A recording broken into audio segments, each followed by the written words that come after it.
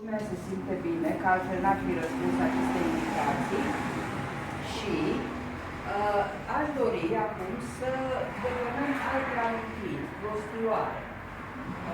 Prostioare... Cu neveștele de față? Avem! Nu. Analizați acasă pe urmă. Nu, considerăm că suntem destul de maturi încât doamnă... Încât neveștele merg acasă. Și după mine aș dori să spuneți cum vă raportați voi la acei ani de liceu. Că mai nu am eu așa o teorie că ceva nu este în regulă cu generațiile acestea mai tinere decât noi, sau eu nu înțeleg, accept și treaba asta. Nu faptul că nu învață, ci faptul că sunt extrem de plictisiți.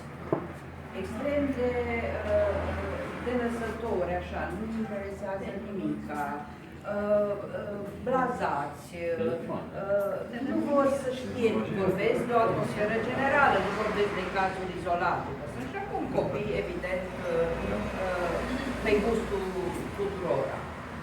Nu știu care este cauza, dar eu zic că dacă am reușit să formez elevi și voi la rândul vostru ați reușit să aveți copii pe care să-i educați și să le păstrați apetitul, interesul ăsta, curiozitatea pentru a cunoaște, eu zic că este un mare lucru. Și este o mare victorie. În contextul acestor vremuri, eu zic că este o mare victorie. Am înțeles că toți aveți copii mari, unii căsătoriți, chiar și nepoți, am înțeles că, deci, puteți să-mi dați dreptate sau să nu dați dreptate. Până la urmă, ce este important? Nu că ați știut la fizică, sau că ați știut la matematică, sau că ați luat 3, sau că ați luat 10, nu asta este important. Și unul ai luat, dacă vrei, se poate, ai copiat. Eu vin cu 10, dreapta a doua, și la mate și fizică. Cine? Eu. Bravo! Pe tine cine te-a întrebat? N-am copiat după tine. Dar Deci știi că am întârziat la examen. Mai important este sentimentul ăsta de apartenență.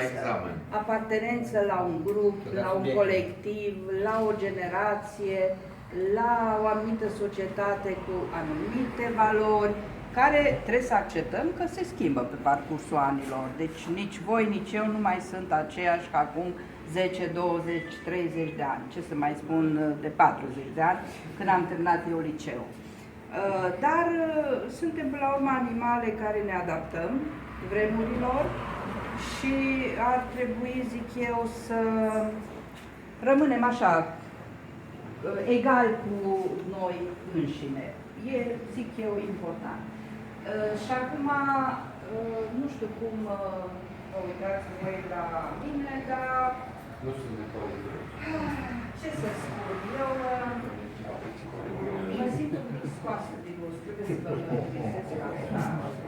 De ce mă simt scoasă așa din gust? Pentru că m-am pensionat și din toată lumea mai are nevoie de mine. Doamna, sunteți cu lațul pe asta, sunteți cu noi acum.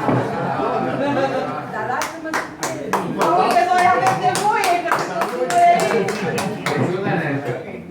Deci, unele noi la piață. La piață. Se scoată din urmă. Ce cărați? Dar mă obișnuiesc. Nu e o problemă a mea personală, dar învăț să fac